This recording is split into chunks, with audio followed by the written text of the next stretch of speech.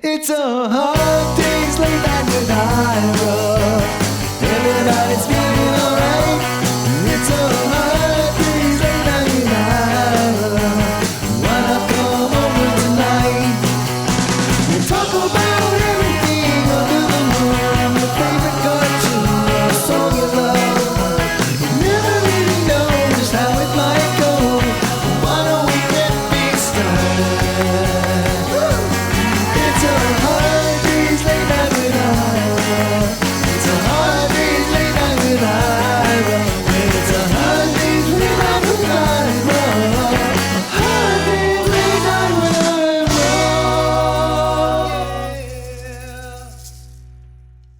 This week's episode of A Hard Day's Late Night with Ira brought to you by LaBelle Funeral Home. Ask not for whom LaBelle toils, it toils for thee. LaBelle Funeral Homes. All right, let's get to the show.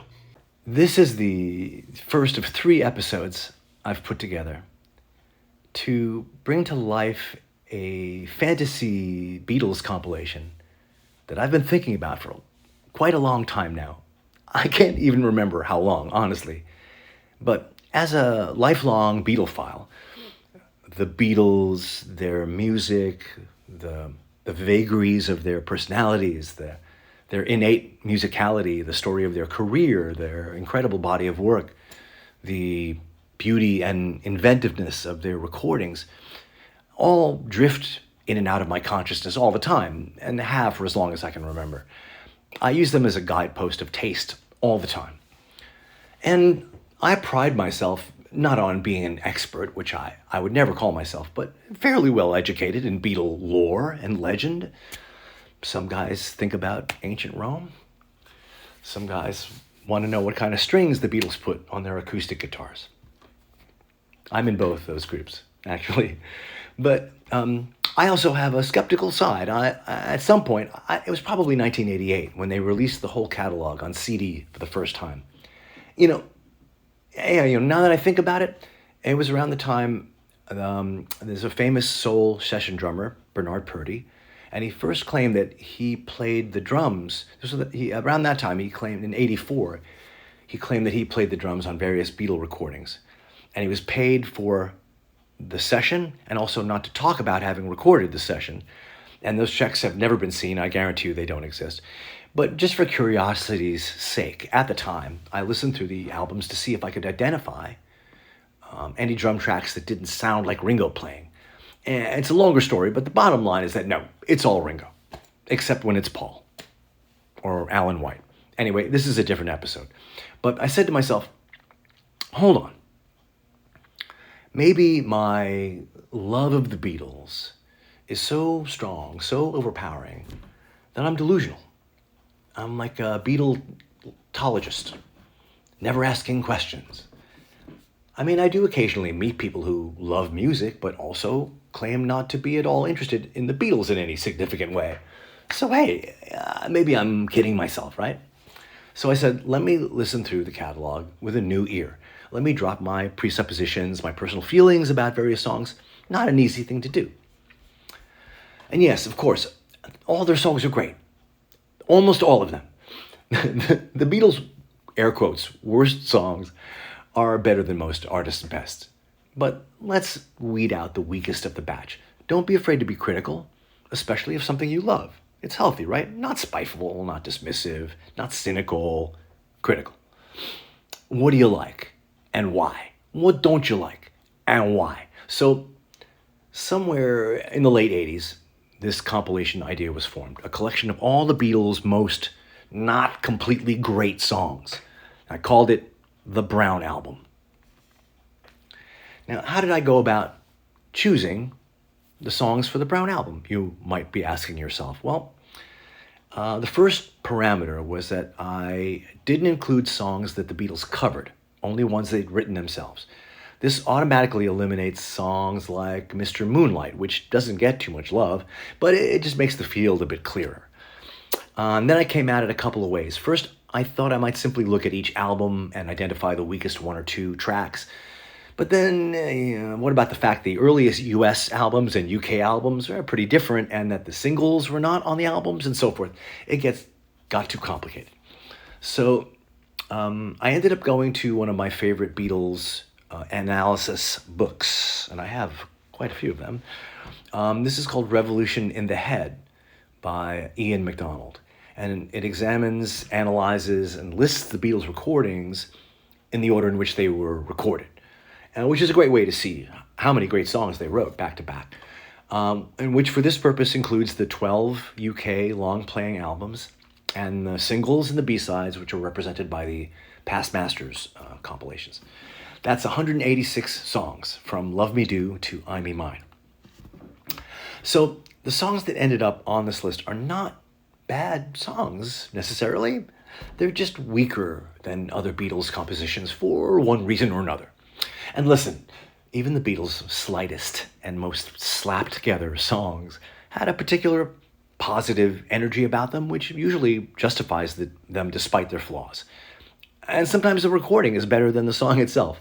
So picking through all these songs, it makes me feel good, actually, to think that even the high watermark that the Beatles' output represents is comprised of an assortment of slightly imperfect things they often seem to spontaneously conjure out of the air.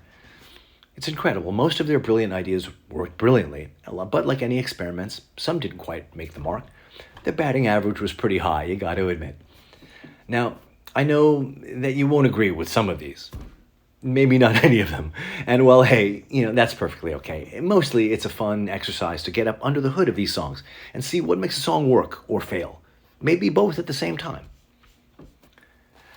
Now, for this first episode, I could have gone out and found some Beatle haters. I know they're out there. But like I said, I didn't want to come at it from a cynical place, but a lovingly critical place. So I turned to 3 other top-rate, deeply knowledgeable, and opinionated Beatle-philes. They are Mark Rozzo. He's a singer, songwriter for the bands Champale and Maplewood. He's the author of a recent national bestseller, Everybody Thought We Were Crazy, which is a beautifully told, very engaging story about Dennis Hopper, about his and his wife, Brooke Hayward, and this vibrant art and music scene that's centered on their home in the Hollywood Hills in the late 60s, early 70s. Amazing story. Erik Paparozzi is a multi-instrumentalist. He's a singer. He's a songwriter. He's an arranger. He plays rhythm guitar and bass for many years with Cat Power. You might know him through that. And Doug Gillard, who you may recognize. He's a singer. He's a songwriter. And he's a guitarist of many legendary indie bands, including Ohio's Death of Samantha, Cobra Verde, Gem. And he's been the favored lead guitarist in Guided by Voices for quite some time, which is nothing to laugh at. He also did find time in his busy schedule to play with Nada Surf there for a couple of years. So thank you for that, Doug Gillard. But the thing about these 3 guys, not only are they all genuine, funny, talented, great musicians, they also play together in what is undoubtedly the best Hamburg-era Beatles band on the planet. And of course, I'm talking about Bambi Kino. Now, I can say that because I'm the drummer in that band, so I know what I'm talking about. The 4 of us have been discussing the Beatles, pro and con, in a long, rambling iMessage thread that must go back 15 years. Our 3rd show together was in 2010, and that was at the Indra in Hamburg on the 50th anniversary of the Beatles' first gig there in 1960. We played 4 nights in a row, 4 hours a night. It was a pretty incredible deep dive Beatle experience. So I figured, who better to discuss the early Beatles and their worst songs than these 3? So after much hand-wringing and consideration pro and con, I bring you the Beatles' Brown Album, episode number 1, The Early Shit, 1963 to 1965. Let's talk about what I've been calling the Brown Album. I know I've discussed this with you guys probably a lot over the past decade or so. I've had this idea forever, and I've distilled it down into like a 3-part thing. So we're going to discuss what I see as the first chapter, going from the early recordings from the early years from '63 to about mid '65, and the Help album, I just picked out the stuff that I think is just not. None of these songs are really bad. We know the Beatles, and we know that even their worst songs are better than most people's, their worst songs are better than most people's best songs. But there are a couple that I think are pretty weak and are worthy of going on what I call the Brown album, just their weakest compositions. So let's start at the top, and I don't know if you guys will agree with me or not agree with me, but I want to have this discussion with you guys who know the Beatles as well as anyone knows them. So starting at the top, I want to put the first thing I want to put in is their first single, "Love Me Do," and the B-side, "P.S. I Love You." "Love Me Do" is for a band that was highly regarded as this hot, twist beat rock and roll band. "Love Me Do" seems like a pretty warm cup of tea. It's got this kind of oompa beat that, like a polka. And it just seems like really leaden. I know it's an early composition, and George Martin was like, not bad, and it did pretty well. It didn't do too badly for them, but to me, "Love Me Do" is always sounds like a not quite a hit. Close, but no cigar. Of course, we love the harmonica is great and all this stuff, but in terms of a great Beatles song, I don't think "Love Me Do" really makes the grade. Anyone want to say anything about "Love Me Do"? It's really simplistic considering what they were working with their covers at that time.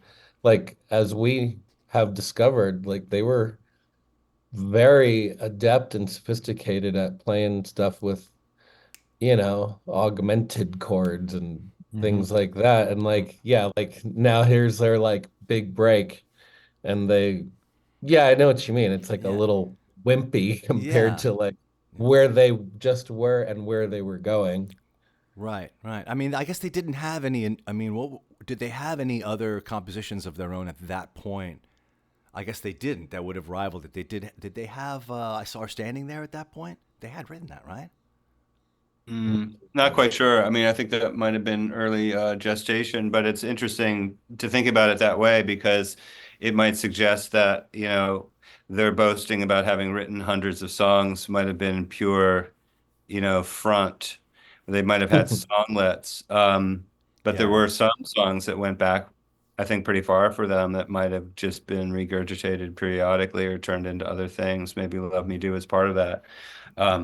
It is weird because it kind of doesn't seem exactly like, in a lot of ways, suggesting who the Beatles were or where they were heading. So like you say, maybe they just felt like that was the best thing that they had. But I mean, it was certainly better than what they were suggested for them, which was that sort of trite kind of pop composition. What was that? The one that the songwriter. How Do You Do It? How Do You Do It? Which was clearly not their style at all. The sort of. Yeah. I mean, that was a little bit bouncy, but wasn't that after "Love Me Do" when they were trying to find the sure bet follow-up, and George Martin was like, "Do this," and they're like, "No, but we have Please Please Me." Okay.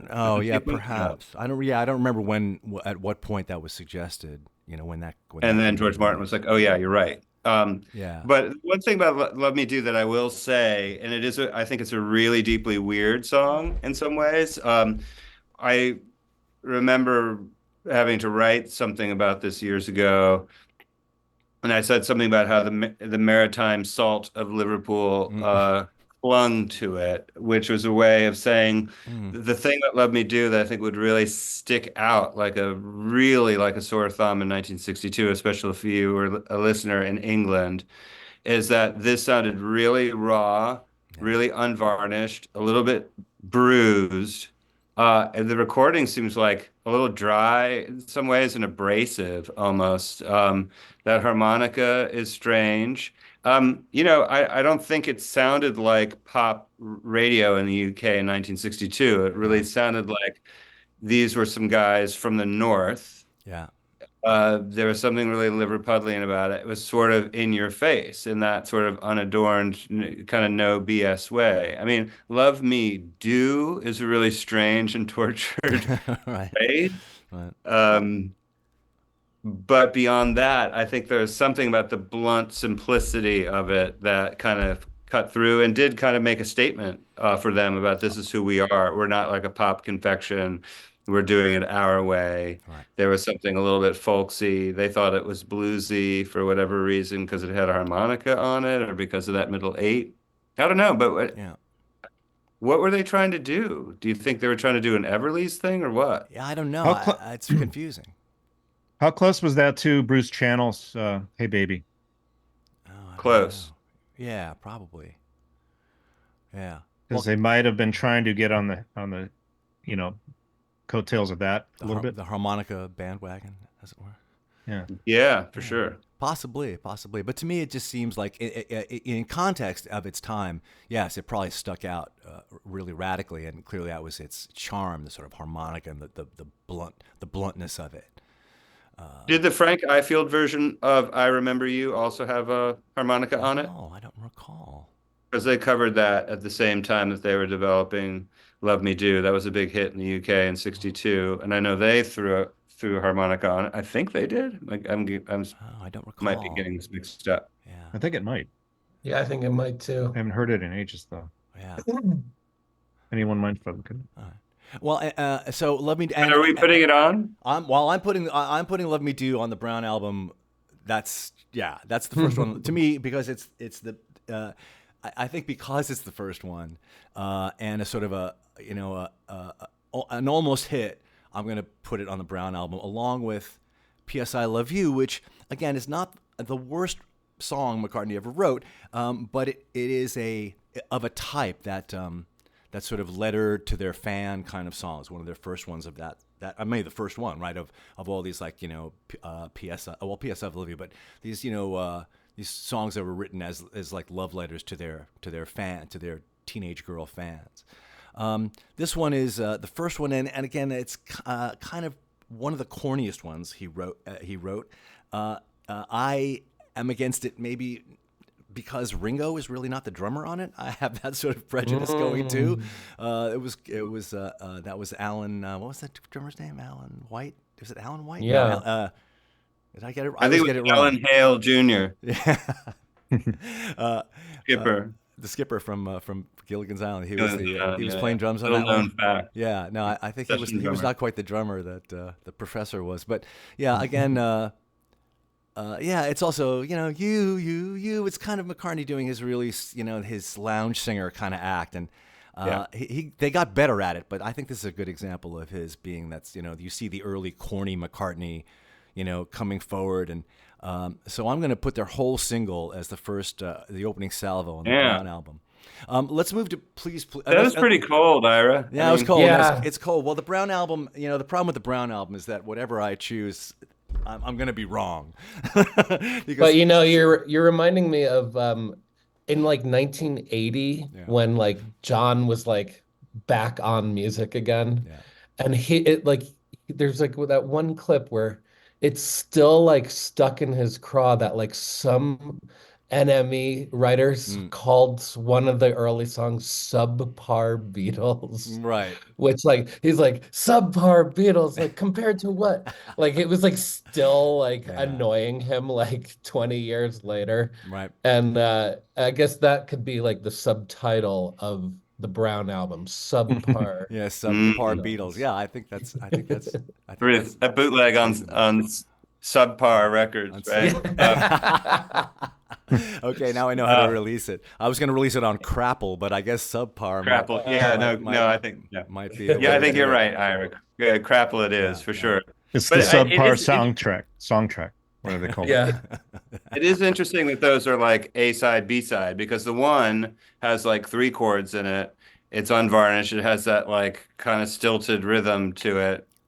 And the other one's got that kind of Latin beat, and it's got some weird chords and passing tones, and it's like a genre exercise, but I guess it's Paul kind of showing off that he can rip off stuff. Right. You know, He's in kind his of gesture. like dreamers do voice. Yeah.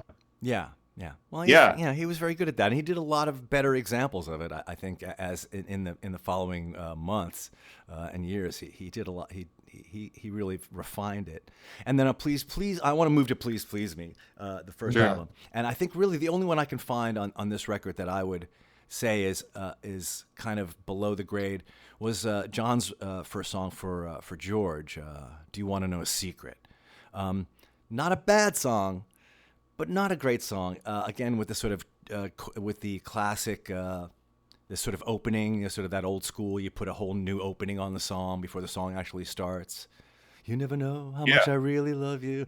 You know, they did a lot in their early compositions. John did it on If I Fell and so forth.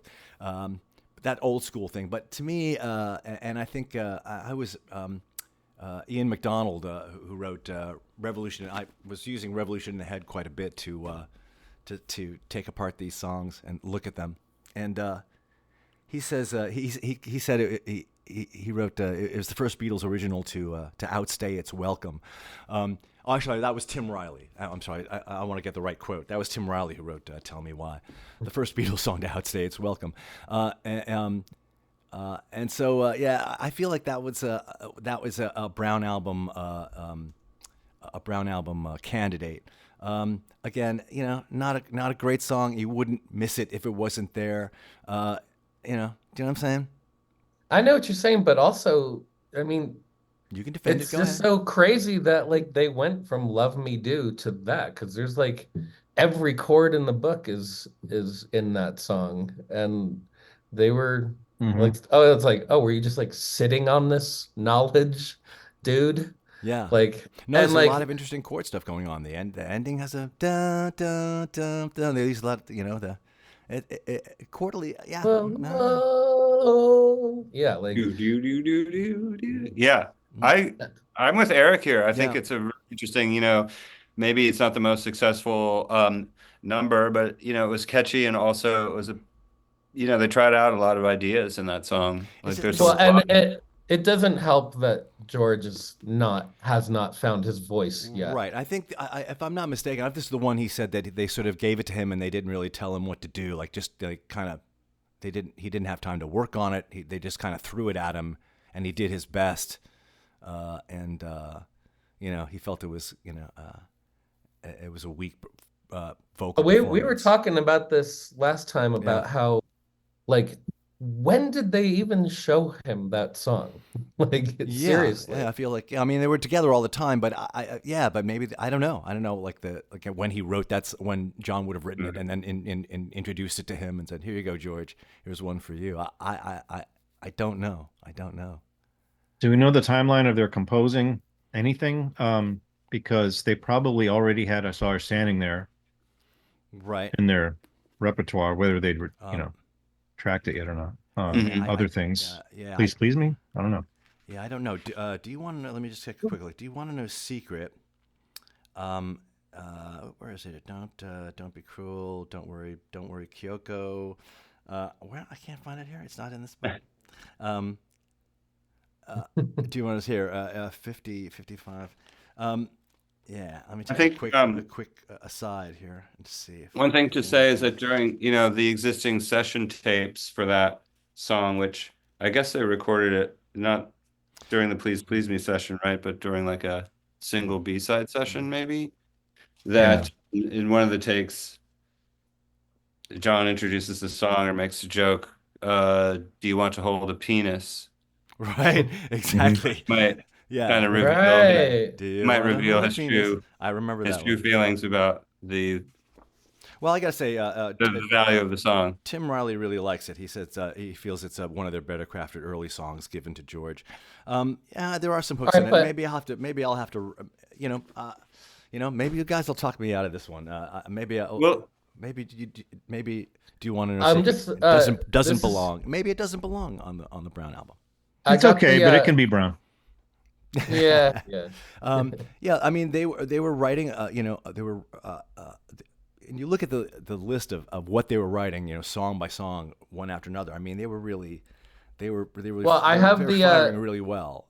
I have the set list from the Stowe School. Yeah. Oh, you're right. Saw Her Standing There. Too much. It's like the perfect cross section of Hamburg pre and post. Yeah. So I Saw Her Standing There. Too Much Monkey Business. Love Me Do. Some Other Guy. Misery. I Just Don't Understand, A Shot of Rhythm and Blues, Boys, Matchbox, From Me to You, Thank You Girl, Hmm. Oh yeah. Oh yeah. Memphis, A Taste of Honey, Twist and Shout, Anna, Please Please Me, Hippie Hippie Shake, I'm Talking About You, Ask Me Why, Till There Was You, Money, and I Saw Her Standing There, Reprise. Yeah. Jesus. Wow. Gotta love that. Yeah, that's what I'm saying. So they knew "Saw Her Standing There" was a really strong song, so they put it at the top and the back, at the front and the back, which is what was a classic kind of thing to do. That's what the records did. Yeah, they put their Starry singles Eyes. at the top and at the front and the back. That was a very Yeah. English thing to do. English bands did that live. Wow. Love that. Yeah. Okay, But like, yeah, obviously they were like incorporating more and more of their originals like during this time. But yeah, it's hard to tell when Do You Want to Know a Secret was like introduced. I will. There is this sort of this story that Lennon taped a demo of this song for Billy J. Kramer while sitting in a bathroom in a Hamburg nightclub. At the end of which he pulled the chain at the end of the demo, evidently. But George Harrison said, it was my song on the album, but I didn't like my vocal on it. I didn't know how to sing. Nobody told me how to do it. John Lennon wrote, I wrote it. John said, I wrote it and gave it to. I just gave it to George to sing. I thought it would be a good vehicle for him because it only had 3 notes, and he wasn't the best singer in the world. He's improved a lot since then, but yeah. So I don't know. On that record, I think of all those songs, it's probably the weakest in the bunch. Let's move into 1964. Now they were firing pretty hard in '64, and they wrote a lot of great songs. But the one mistake that I think that they made was to these are 2 weird ones because they were great songs, but they should not have done this. They recorded 2 songs in German. They re-recorded "I Want to Hold Your Hand" and "She Loves You," kind of against their will.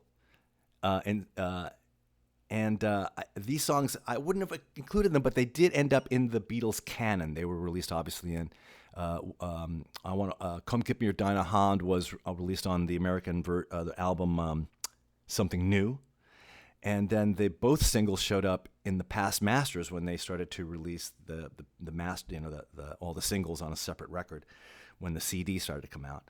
And, let's not forget Rarities. And the Rarities record, which didn't happen until the end of the '70s. But the Rarities album, those are the first like anthology records for the British and the American Rarities records at the end of the '70s. Yeah. But I remember as a kid, I had German relatives, and the first time I went to visit them in 1969, I guess I was all of about 6, and I brought a tennis racket, which is the kind of thing I did. I brought a tennis racket, and I brought Something New. And I dropped "Come Get Me Your Dinah Hand" on their turntable there up in Germany, and I pretended to sing "Come Get Me Your Dinah Hand" with a tennis racket, same thing I would do in my living room on a fairly regular basis to entertain my relatives. My mom thought that would be very entertaining, and I guess maybe for 3.5 minutes it was. And so the Beatles didn't want to do it. They're weird, but going back and looking at them, I think what's interesting is really simply how the German translations worked, because they couldn't be an exact translation. But the German translation of these songs is I'm sure there's someone who did it. I'm sure that you can find out who actually did the translations, but they're not bad. "Come Get Me Your Dinah Hand." "Oh, come to me, you're taking my mind away" is how it translates. "Oh, you're so beautiful, beautiful like a diamond. I want to go with you." It's and then the bridge of "Come Get Me Your Dinah Hand" is "And in your arms I am happy and joyful. This has never happened with anyone else." And then they go, einmal so," which is translated as like one more time, once like that, once like that, once like that. I mean, literally, einmal so, einmal so, einmal so. It's very strange, and they did a pretty good job of translating them. And I'll say, like, the best use of "Come Get Me Your Dinah Hand," I believe, is in that movie Jojo Rabbit, where they use it really effectively. Have you seen that movie? No. Fantastic. It takes place in Nazi Germany, and it's a little kid, and then at one point they use this song. It works beautifully in that context. I recommend that movie for a lot of reasons. but the use of "Come Get Me Dinah Hand" in there is really I jumped when they did it because it was absolutely perfectly placed. And Sie liebt dich, also very strange. Like the thing about Sie liebt dich is interesting because they paint the narrator in the song. You know, he comes. You know, you think you've lost your love. Well, I saw her yesterday. In Sie liebt dich, they paint the guy who comes to the narrator as you think the opening lyric is, you think she only loves me. Well, I saw her yesterday. She only thinks about you, and you should go to her. So in this song, they paint the guy who comes to whatever John to tell him that, you know, she loves you is actually the guy who's now going out with her, which is an interesting shift. Oh yes, she loves you. It couldn't be more beautiful. Yes, she loves you, and you should be happy about that. They got it about right. You heard her. Yeah, go ahead.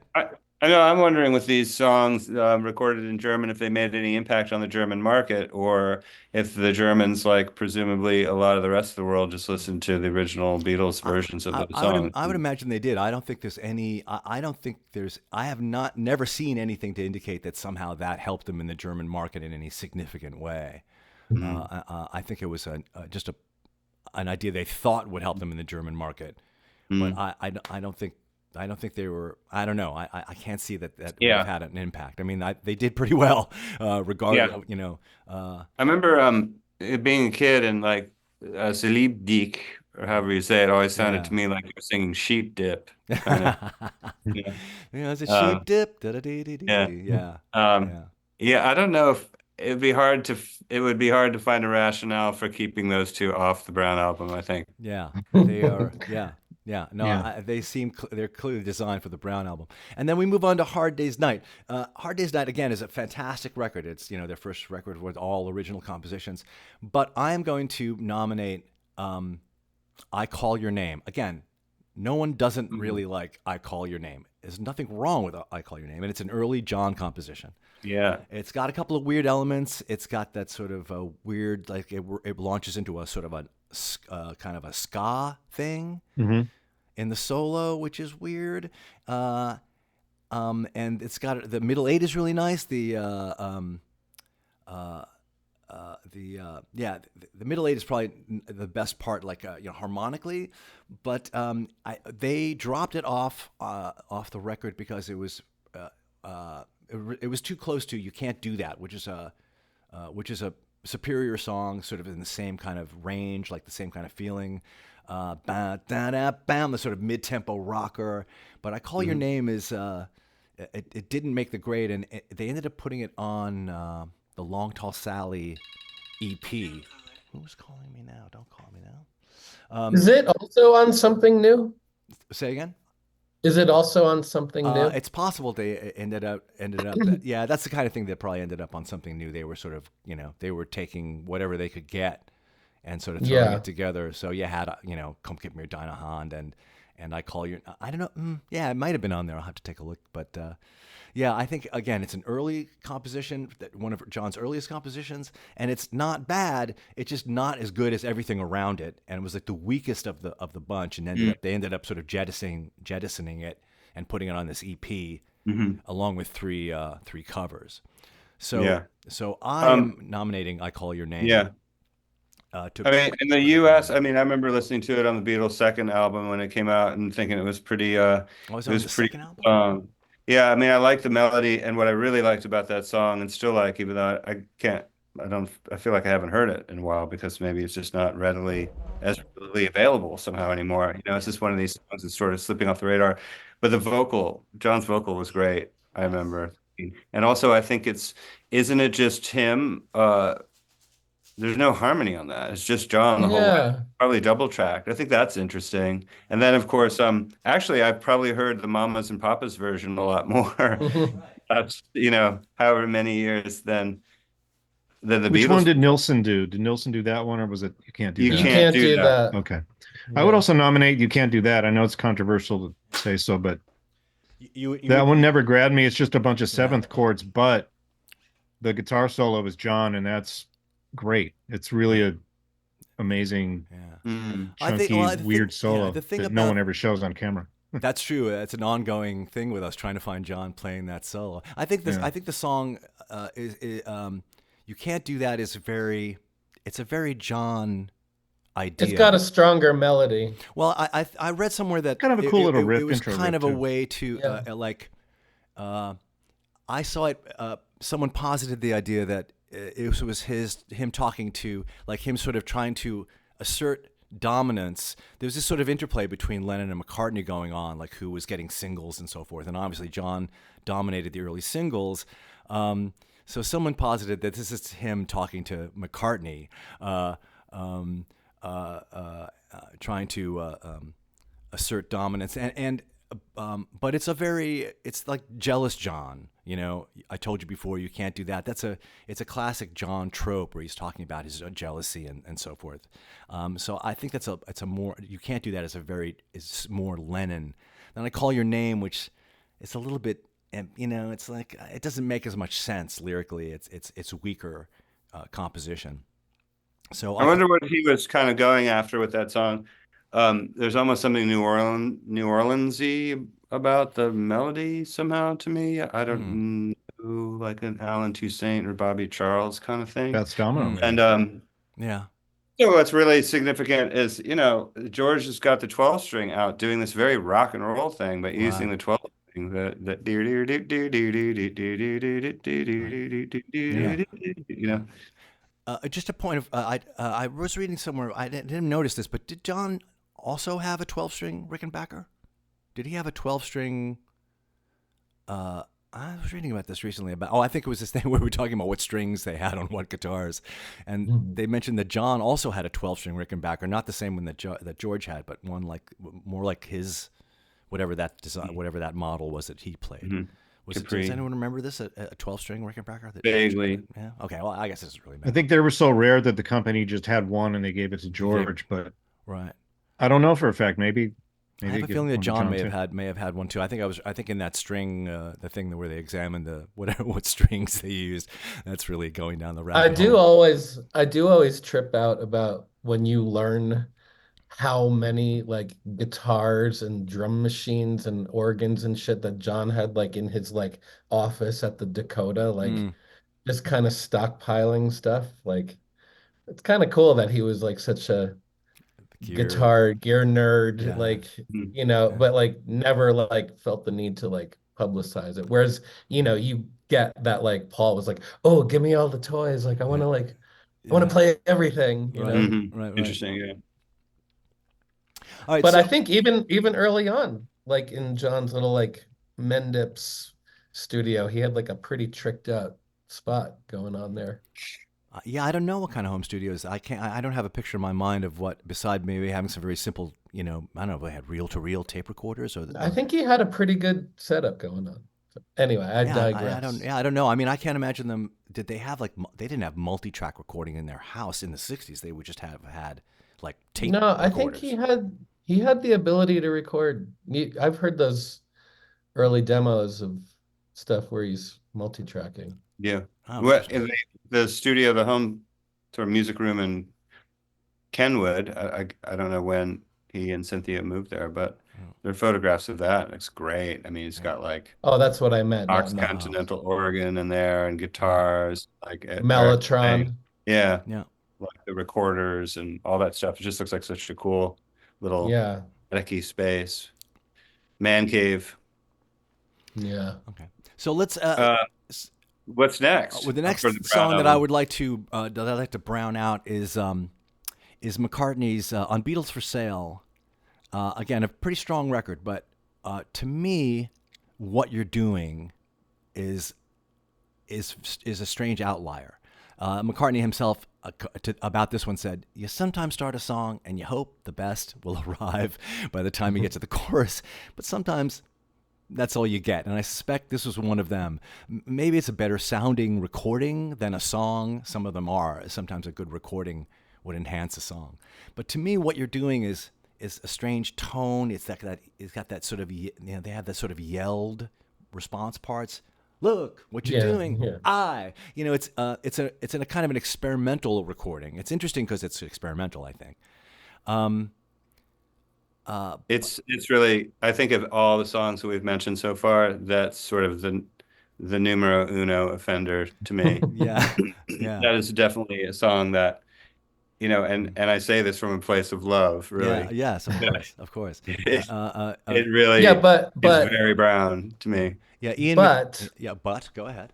I was gonna say, like, in their defense, Go ahead. Defend. everything they were touching was gold. So they had no probably concept of like what was gonna stick and what wasn't. Like, and it might have been that like that one caught fire, like, Right, or maybe it right, showed up right, on the fucking Beatles cartoon on Saturday right, mornings. right. Yeah. Like they were like No, they were working fast. They had, they were on a major yeah, role, and like yeah, a lot of what they were yeah. doing was like Yeah. I very mean, Beatles for widely Sale. accepted. Mhm. Beatles for Sale is such an odd record because it has so much atmosphere and it feels like a step forward for them going toward Help and Rubber Soul, of course. Um, but there's so many covers on that. Again, it sort of is also like a Right, big step back, and it's kind of their rockabilly country album. And I think it's clear because they were so busy with the movie and touring. right. I think that they were. I think the tank was getting pretty empty in terms of like original song availability, and that's probably why that ended up on there. But they did mess around with like their like kettle drums on that, right? Is that Well, like I said, it's an experimental song. Yeah, there's the kettle drums on there. Like you said, it's an interesting recording. It's got a lot of stuff going on. Piano. Yeah, yeah, but it's this sort of angry. The Ian MacDonald describes it as an indignant tone that he's taking. It's an unusual, tone for McCartney to adopt this. Why should it be so much to ask of you what you're doing to me? I don't know. He takes a lot of different tones. I guess I can't really fault him on that necessarily. But to me, this is an outlier and like a very weak song. I think it's just that maybe it's that yelling, that sort of those spoken word kind of look, things that like Yeah. I don't know that I don't know that it's always kind of it's kind of thought that it just there's doesn't a lot jive like with everything else. yeah, it feels like there's a lot of like grasping to find like the thing that's going to make that sticky, that song, whether it's like Right. instrumentation Or or the the kettle drums or the whatever it is. yeah, Well, that intro the riff is really thing. good, but Well, the riff is nice. I mean, 12-string riff. Yeah, yeah. not the best Yeah. song, but yeah. Yeah. And then, Birdsey. and to finish up the 1965, again they were on a tear. They let's see what you're doing. Yeah. Then after they recorded What You're Doing, there was a string of this is what they recorded right in a line after that. No Reply, 8 Days a Week, She's a Woman, which She's a Woman I feel is the song that like McCartney like just kind of started playing and made up on the spot. I Feel, which is great. I Feel Fine, I'll Follow the Sun. That's an old one. Ticket to Ride, Another Girl. There's some great ones. But we get to Help. We get Another Girl is kind of Brown, I just want to say. Another Girl. You think Another Girl? I was gonna nominate She's a Woman, but also Yeah. with the caveat that it's only Brown in the original mix. I love the American reverbed out like fake stereo mix. It sounds like ear candy to me. But like when I That's first the way I first heard it. yeah, but then I got Yeah. past Masters in the 80s and I was like, It's what the brutal. fuck is this dry ass bullshit? I don't Yeah, wanna yeah, they hear are this. very, very different. That's true. That is True. true. That is True. true. Yeah. I like it as a song a lot, though. I like that the guitar is only on the offbeats, and it's a nice Yeah. device, Mhm. Yeah, I think it's a Yeah. tightly written. I mean, I like But- the little bridge is really cool. She's a woman who understands. I mean, I think it's, and because he's using this sort of ska blue beat kind of thing, I think that's rhythmically very interesting.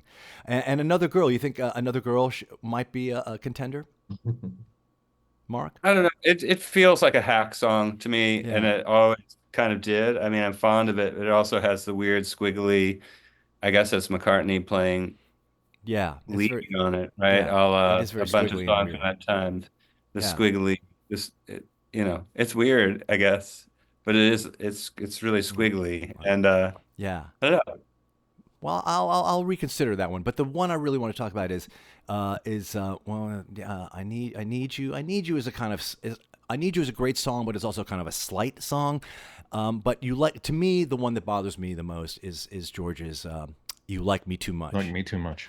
"You Like Me Too Much" is there's so many little things about it that drive me crazy. The thing that first jumps out at me is this sort of, well, you like me too much and I like you already sounds kind of sophomoric. It's very high school. You'll never leave me. It's really, he's so full of himself. You'll never leave me, even though you should. He says that, which is all that I deserve. But you'll never leave me. And it's true because you like me too much and I like you. I really do. When he does I really do, that's when I believe him the least. That little chord change and it's nice when you believe me, da da bum bum. Those weird chord changes back to the verse. Everything, it just seems like it's completely confusing and slapped together to try to make it work. And it never does. Kind of amateurish. How do you feel about You Like Me Too Much? Do you like it too much? Do you not like it too much? It has a sense of humor about it, and I kind of feel like, what is he trying to do there? Like a kind of a older sort of rock pop something. Yeah. Jam. The verse chord progression is know. a turn off right away because it's just really unsatisfying. Yeah. Yeah. Yeah. No, you take the go ahead. Whatever it is.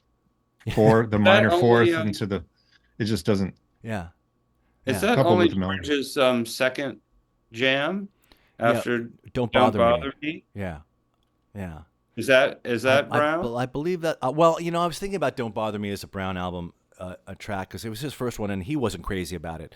But there's something really unique about that song, something about the atmosphere of it that I, it's that weird dark minor, what is it, like a modal kind of, I don't know what you call it, but with the weird claves in there, and it's very, very George. You hear George's personality. Don't Bother Me is something it suits him up and down. So it's a dark song, but I think it's a very George song, more so than You Like Me Too Much, which sounds like he's trying to sort of paint himself. I don't know. He just comes off as sort of callous somehow in some of these songs. I Need You is also on Help. Yes, it is. But I think I Need You is a nicer song. It's kind of a slight. Oh, it's great. It's not it's kind of, it's not the greatest, but it's simple and effective. You Like Me Too Much is kind of overwound. And the other one that bothers me on Help is Tell Me What You See. McCartney himself said it's not awfully memorable, but I don't know if I'm crazy about Tell Me What You See. Anybody have always loved that it. one? You love that one. Always liked it. I think, there's like a simplicity to it, and I like the vocal, and I like that weird sort of suspended chord in the middle of it. I kind of put that in a pair. This is totally artificial, I'm sure, but with like every little thing. Maybe they were like next to each other on Love Songs when that compilation came out. Right. Would that account for why I sort of have those paired in my mind? Yeah, but I was just looking, and a lot of these Brown album songs are on Beatles 6. Beatles 6 was kind of the Brown album, wasn't it? It really is. Maybe it is. Maybe it is. Maybe it's already, maybe this job's already been done for me. And Open Kansas City, hey, hey, hey. Yeah. 8 days a week, You Like Me Too Much, Bad Boy, I Don't Want to Spell the Party, Words of Love, What You're Doing. Yeah. Yes, it is. Dizzy Miss Lizzie, Tell Me What You See in Every Little Thing. There you go. It's pretty Brown. These were things that the Beatles didn't want, and Capitol's like, okay, record. It's none more Brown. Yeah, that's a pretty Brown album. Okay. That album's a brown out. So maybe Tell Me What You See would stay, but how does everyone feel about, and this is another one that I'm not quite sure if I like or don't like. It was legendary in America. We didn't hear it until many years later. I think it was like a B-side, and it wasn't released, I think, until those Rarities records in the late 70s. I'm Down. Now, I'm Down is like them getting back. It's like a get back, like they're trying to do their Hamburg thing again. It's a very straight 1-4-5. It sounds like, again, like something they just kind of spat out. Like lyrically, it's not really much to talk about. It's all, it sounds like something really Paul McCartney could have made up in 15 seconds, right? And it's just them sort of leaning into like a rocker, and John playing some crazy, playing the keyboard solo, which sounds, it sounds right. It sounds like a good time. Like it sounds like they're enjoying themselves, and there's a great energy to the track. But it's not a very good song. A great Beatles song. I'm Down. I agree. And the electric piano just kind of, it's not amazing to hear, but and I like the stops. How Can You Laugh is great, and then the guitar solo starting is great. Yeah, I think that's the thing I don't like. I don't like things that stop too much. I hate stops in songs or something. As a drummer, I'm always like, it kind of like blows the energy. If you do it the wrong way, it blows the energy. You want people to keep dancing, right? Yeah. I mean, it is. I mean, clearly, wasn't it written to be so they could swap out Long Tall Sally as like the traditional set closer on some tour? Yeah, probably. It sounds like something. Yeah, it was the Macca. Yeah. Yeah, he was writing a song so he could do his little Richard voice. I don't know. I think it is a little bit. It's a little awkward. I think that song, but I think for a lot of fans, there's a strange affection for I'm Down, and maybe some of it has to do with like the awkwardness or a feeling of like it's just very slightly missing the target, even though it's kind of now, function. I don't know. Am I wrong? I remember, I don't know where I got this, but there's a little at the end of the organs, John's organ electric piano solo. Does Paul McCartney, he utters something, like he likes to sort of like spit out, likes to yell out something here and there. And there's a spontaneous utterance, which sounds like, I'm like, you want to eat me? What is he saying? Yeah. Do you know what I'm talking about? That weird line? I was so like, yeah, like they were, I don't know where I got this. It's real high pitched. Yeah. It's in the turnaround of the keyboard solo. Well, Ira, would they say we hear what we want to hear? Yeah, exactly. So, maybe that exactly. Maybe I just want to eat me. I don't know. Like they were trying to like the Beatles were trying to get like rude things in their songs all the time. All right, but does he get any points for having recorded I'm Down the same day he did Yesterday? I got to say that's he did I'm Seen a Face the minute before and Yesterday right after. I mean. So pretty good day, given what was before it and what after it, I think I'm Down really. Then you really see like what kind of throwaway it was compared to I've Just Seen a Face and Yesterday. Those are three completely different people singing too. Those are different characters singing those songs. Yeah. I've Just Seen a Face is really deadpan. Yeah. And then there's Yesterday, which is Paul touching Paul, and then I mean the touching sound of Paul, and then right. That doesn't sound right. I'm sorry. You know what I'm saying? We soft side of Paul. I'm also gonna have to say that, and this is controversial. Go ahead. Here we go. Buckle up. The Yesterday and Today mix of Yesterday is like far superior. Like, because I've been living with the Help version since the CD revolution came out, and then a couple of years ago they put out the CDs of the American ones. Yeah, and it's so refreshing. I encourage you to check it out again. It's so the reverb, it just like but it is very pleasant to hear. Like I know like they didn't sign off on it, but yeah. When you really get into this whole that whole world of like various mixes, mono and stereo, and the American ones that have all this extra reverb added to them, it does really significantly change how you perceive some of these songs. Yeah, absolutely. And then I guess there's the question: will we ever hear those again?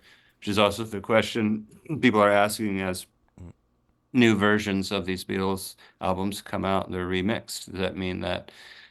Those original mixes are like is Giles gonna do like his take on the American mixes or something? Yeah, I think that's a little too deep. I think they'll never be able to market that. They have to be able to market and sell this to Beatles people, and like remixing specifically a Capitol albums, I think is as iffy as them trying to sort of market the Peter Jackson remixing the Hamburg stuff and trying to sell that might work, but I don't know if Beatles people are like, what is this stuff like?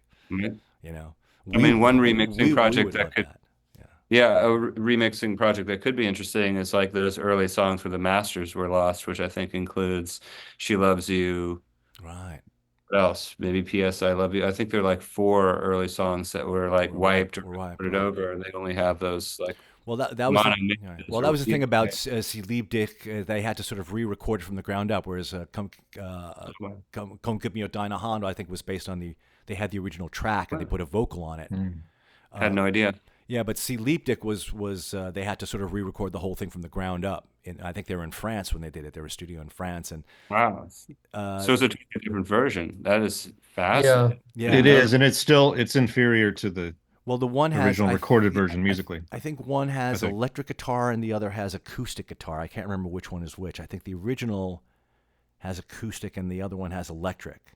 You'll have to go A/B those. But one of them had to be rebuilt from the ground up because they didn't have the original tracks anymore. Is it time? I think the time has come. But I think we have covered all the ground I wanted to cover up until mid '65.